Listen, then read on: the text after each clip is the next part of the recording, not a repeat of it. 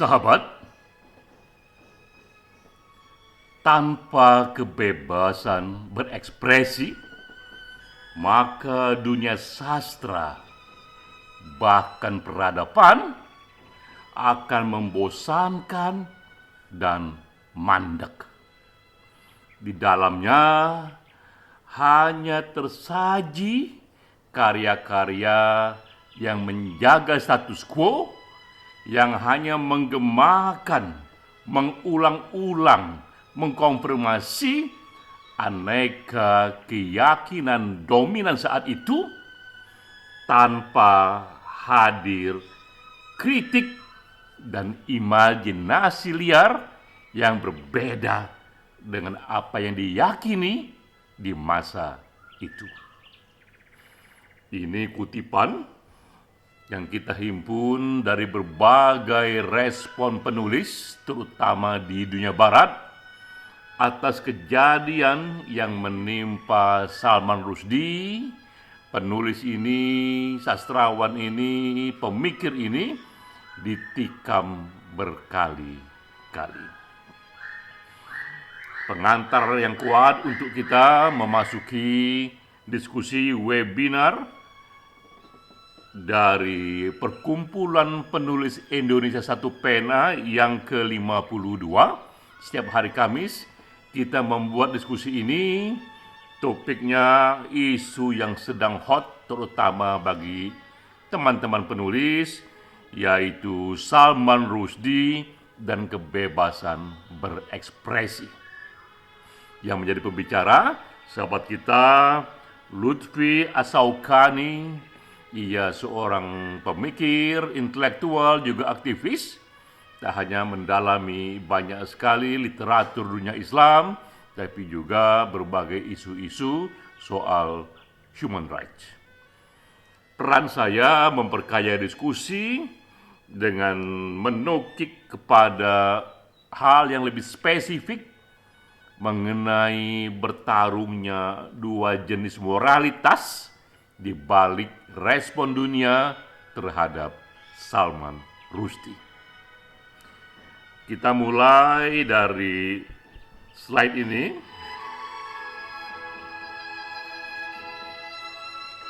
Inilah isu yang membuat Salman Rushdie kembali dibicarakan. Peristiwa di tanggal 12 Agustus 2022, Salman Rushdie ditikam berkali-kali di atas pentas ketika ia ingin memberikan kuliah di New York. Yang menikamnya seorang muda berusia 24 tahun, Hadi Matar. Ia menikam 15 kali, dan per hari ini kita mendengar Salman Rushdie tidak terbunuh walaupun ia luka yang sangat serius.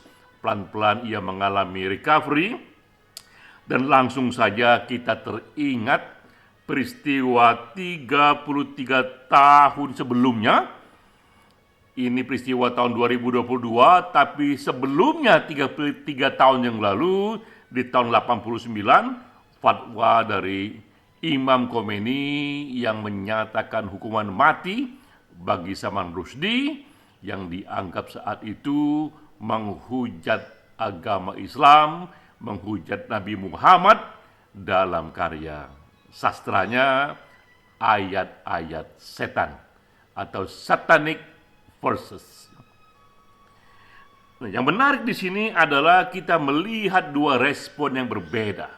Setelah Salman Rushdie ditikam, ini respon pertama dari koran di Iran, yang orang anggap ini koran garis keras di Iran, Kayhan Newspaper. Apa responnya? Ternyata responnya satu hal yang sudah banyak diduga. Koran ini menulis 1,000 bravos, selamat untuk pemberani yang patuh yang sudah menyerang si murtad. Jadi koran ini justru memuji si penikam yang dianggap ia menjalankan sebuah misi suci kepada seseorang yang dianggap murtad, yang dianggap menghina agama. Respon yang sama juga kita lihat di Lebanon, ya, di Iran yang memang menjadi negaranya Khomeini, yang isinya antara lain bahwa ini penikaman ini satu hal yang harus dipuji karena ia pembalasan terhadap penghinaan atas Islam dan Nabi Muhammad. Ada respon ini di satu sudut dunia, terutama di negara-negara yang begitu kuat hubungannya dengan Imam Khomeini. Tapi juga kita melihat respon yang berbeda dari dunia barat. Ini The Guardian, satu media dari United Kingdom yang mewakili opini dunia barat terhadap Salman Rushdie. Headline dari koran ini mengatakan bahwa if we don't defend free speech, we live in tyranny. Salman Rushdie shows us that. Jadi ini media-media yang mengecam kekerasan terhadap Salman Rushdie dan ini dianggap sebagai ancaman kebebasan beropini. Hal yang sama juga ini di Amerika, di Washington Post, salah satu media besar di sana, yang juga menuliskan di sana bahwa Salman Rushdie is expected to recover. Pada waktunya Salman Rushdie akan kembali pulih, tapi tidak freedom of expression. Tapi kebebasan beropini sudah dilukai secara permanen.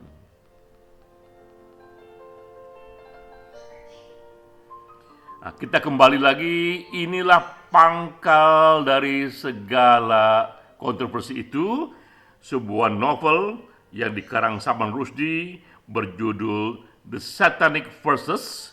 Ini novel yang ditulis di tahun 1988, cukup tebal, 548 halaman, yang pertama kali diterbitkan di United Kingdom. Dan kita melihat sejak novel ini terbit, memang ada dua opini yang sangat berbeda sekali atas novel ini. Pertama ini kita bisa mengambil opini dari Margaret Atwood, dia penulis dunia barat. Di sini Margaret Atwood memuji novel ini. Ia katakan ini novel yang bercorak magical realism yang sangat bagus. Isinya mengenai imigran yang mengalami disorientasi dan juga fantasi. Juga review-review di sana mengatakan memang benar dalam novel ini ada isu-isu mengenai ayat-ayat setan. Tapi ayat setan dalam novel Salman Rushdie itu sebenarnya hanyalah sebuah metafor yang memperkaya fantasi. Karena ini adalah karya yang sifatnya fiksi, memang ia menjadi multi interpretasi.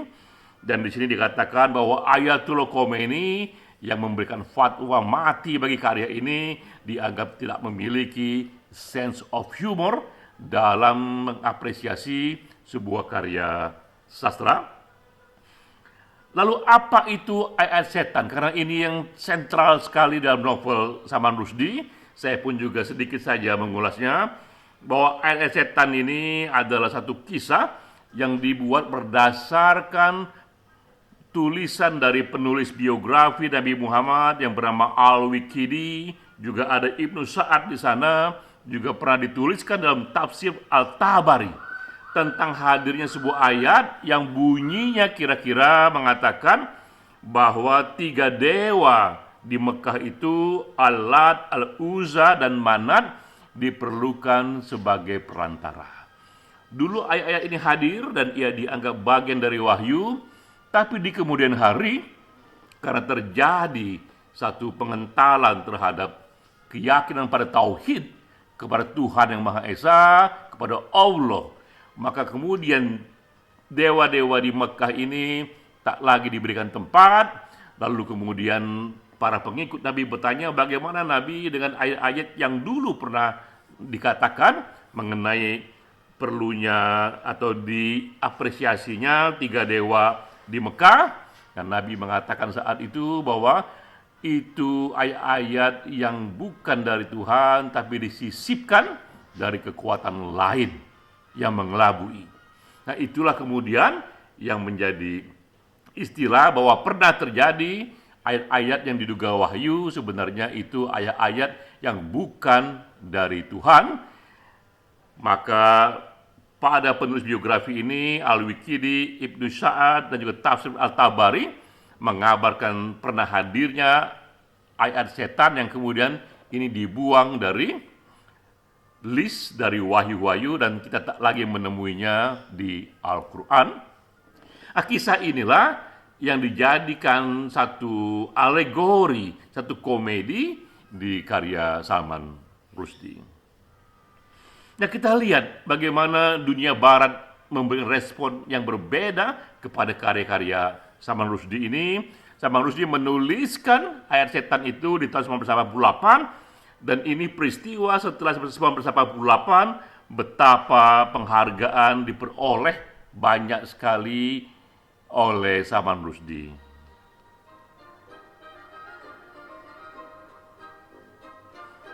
Kita bisa lihat listnya di sini. Ini berbagai penghargaan dari Booker Prize, dari Golden Pen Award, Hans Christian Andersen Literature Award, ya.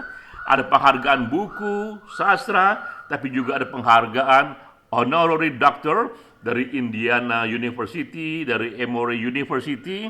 Salman Rushdie begitu dipuji, begitu dihargai, dianggap ia mengembangkan satu karya sastra dengan nilai tinggi. Bahkan juga di tahun 2007, Salman Rushdie mendapatkan penghargaan tingkat yang tinggi yang kita sebut knighthood dari Ratu Elizabeth untuk Salman Rushdie bagi service to literature. Dedikasi Salman Rushdie bagi dunia sastra, ia begitu dihargai dengan melihat begitu banyaknya penghargaan dari berbagai negara kepada Salman Rushdie. Namun tentu saja opini yang berbeda datang kepada Salman Rushdie dari pusat-pusat wilayah negara lain. Nah, ini adalah yang sangat terkenal sekali, fatwa yang dikeluarkan oleh Ayatullah Khomeini pada tanggal 14 Februari 1989. Khomeini menyatakan ini fatwa hukuman mati kepada Salman Rushdie atas penghinaan yang teramat sangat yang ia lakukan dalam karya sastranya kepada Islam, kepada Nabi Muhammad. Ini tahun 89, bahkan di tahun 1997 berkembang lagi, ada yang namanya Ayatullah Hasan Sanei. Ia menyatakan akan memberikan hadiah dana, hadiah uang bagi siapapun yang berhasil untuk membunuh Salman Rushdie. Hadiahnya terus bertambah hingga akhirnya total hadiah berjumlah 3,3 juta USD atau sekitar 50 miliar rupiah.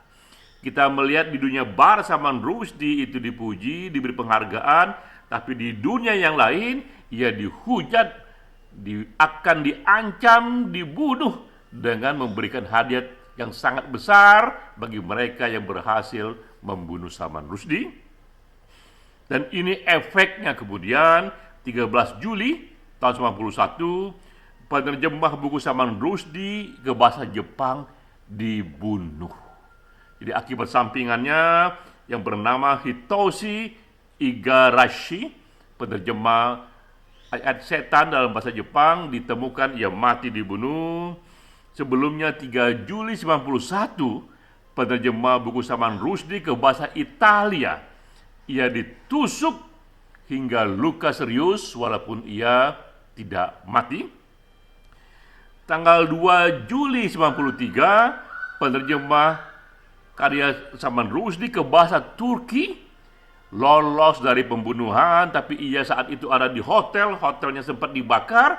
Memang penerjemahnya lolos dari pembunuhan, tapi ada 37 orang yang mati di sana. Dan juga 11 Oktober 93, Sekarang ini di sana publishernya ke bahasa Norwegia mengalami luka serius karena ditembak 3 kali. Kita melihat respon yang berbeda-beda kepada Salman Rushdie, dan inilah pertanyaannya, mengapa ada 2 respon yang sangat bertentangan atas karya Salman Rushdie? Apakah ini bisa disederhanakan menjadi respon dunia barat dan respon negara Islam? Apakah ini background dari satu gambaran masa kini bahwa sekarang ini kita hidup dalam 2 moralitas?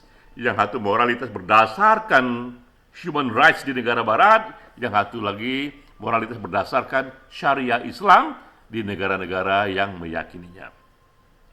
Dan memang inilah yang kita explore, bahwa Salman Rushdie dipuji di dunia barat karena dunia barat itu bersandarkan kepada hak asasi manusia versi PBB. A good life dalam definisi di dunia barat itu adalah human rights and encounter with modernity, yaitu modernitas yang bersandarkan kepada hak asasi manusia, di mana di sana keindahan seni itu dipuji tinggi bersama dengan kebebasan berekspresi. Landasan dari human rights di dunia barat, bahkan landasan dari modernitas adalah kebebasan berekspresi. Namun di sebagian negara Islam sebaliknya, bukan hak asasi negara barat yang dipuji di sana, tapi mereka pun mengembangkan hak asasi manusia versi Kairo.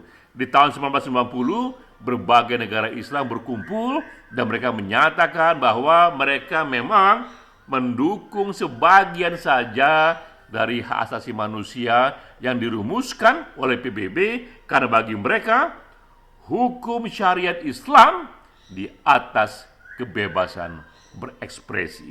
Jadi kita melihat di sini 2 respon yang berbeda kepada Salman Rushdie, yang satu memberi penghargaan, yang satu lagi menghujat bahkan menghukum mati, karena dua-duanya bersandar dari 2 jenis moralitas yang berbeda.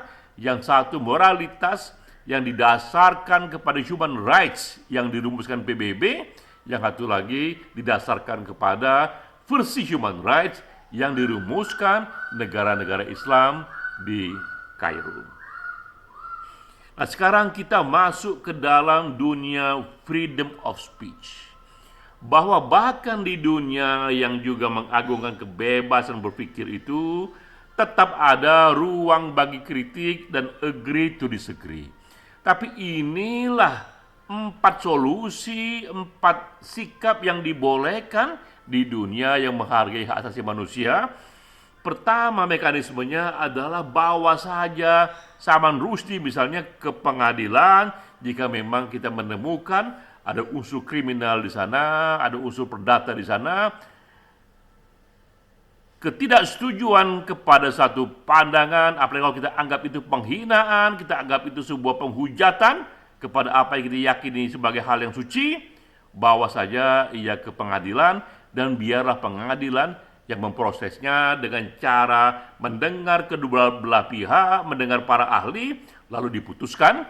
Dilarang main hakim sendiri, di mana dalam dunia modern pihak tertuduh pun harus diberikan hak membela diri di depan pengadilan. Hal kedua yang bisa kita kerjakan adalah kita aksi protes seluas apapun secara damai. Ini pun diberikan tempat di negara yang menghargai kebebasan berekspresi, bahwa kita boleh memprotes itu. Yang ketiga juga, bahkan kita pun boleh memboikotnya. Kita kampanyekan saja, jangan membeli karya ini, atau jika ada karya-karya lain dari sang pengarang ini, bisa juga dikampanyekan untuk jangan dibeli. Itu kampanye boikot yang menjadi lazim di negara-negara demokratis. Keempat juga, di era medsos bisa kita perlakukan juga yang disebut cancel culture. Kita kampanye stop following tokoh ini. Mari beramai-ramai kita tinggalkan tokoh ini. Dan cancel culture terbukti efektif juga membuat satu tokoh selebriti ia ditinggalkan oleh pengikut lamanya, pengikut setianya jika ditemukan ia melakukan kesalahan yang fatal. Inilah mekanisme yang dibenarkan dalam dunia yang menghargai freedom of speech. Lalu apakah seruan hukuman mati yang dinyatakan Khomeini kepada Salman Rushdie, apakah ini mewakili dunia Islam? Nah, ini yang bisa kita katakan bahwa agama itu masalah interpretasi. Ada banyak interpretasi agama di sana yang dikatakan Khomeini itu bisa kita sebut di sini mewakili Islam konservatif, Islam yang kebanyakan tumbuh di Timur Tengah, tapi tentu saja tidak mewakili Islam yang liberal, Islam yang moderat, Islam yang disebut tumbuh dengan nilai-nilai Eropa, atau Islam yang banyak mengakomodasi prinsip-prinsip hak asasi manusia. Dan mereka pun bisa meyakini Islam, tapi juga meyakini masalah ini, freedom of speech, dan mereka tentu saja bisa saja marah kepada Salman Rushdie, bisa saja tidak setuju kepada metafor ayat setan yang ia gunakan, tapi inilah mekanismenya. Jika mereka tak setuju, mereka bawa saja kasus ini ke pengadilan, aksi protes, boykot, atau lakukan cancel culture. Sahabat, kita melihat dari kasus Salman Rushdie itu satu gambaran bertarungnya dua jenis moralitas yang masing-masing memiliki komunitasnya sendiri. Tapi jika kita lihat sekarang ini, negara-negara yang indeks pembangunannya begitu tinggi, negara yang dianggap misalnya membahagiakan warga negaranya berdasarkan World Happiness Index, atau negara-negara yang membangun manusia berdasarkan Human Development Index, itu memang adalah negara-negara yang menghargai hak asasi manusia. Dan kesalahan di negara yang menghargai hak asasi manusia diselesaikan melalui proses hukum dan menjauh dari aneka action yang sifatnya kekerasan dan main hakim sendiri. Salam.